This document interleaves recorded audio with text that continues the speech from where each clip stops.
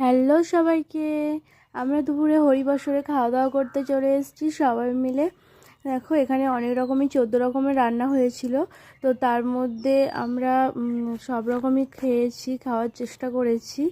আর এদিকে দেখো সবাই মিলে বসে পড়েছি, আর এদিকে লেবু, ভাত, আলু ভাজা, কলা ভাজা, শুক্তো, আর ডাল দিয়েছে, বাঁধাকপির তরকারি দিয়েছে, মোচা দিয়েছে, আর দিয়েছে আলু পটলের তরকারি, এদিকে দিয়েছে আলু মটর পনিরের তরকারি, আর দিয়েছিল চাটনি, পাঁপড়, পায়েস, ব্যাস এটুকুই।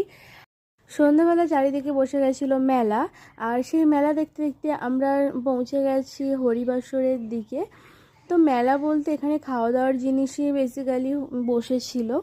তো দেখো এদিকে আমার ভাইপো তো কোনো মতে এক জায়গায় বসে দেখবে না, তাই ও ফুচকা খেতে চলে এসছে। সবাই মিলে এখন খাওয়া দাওয়া করছে, আর দেখা হচ্ছে অন্য কোনো ভিডিওতে। আমার ভাই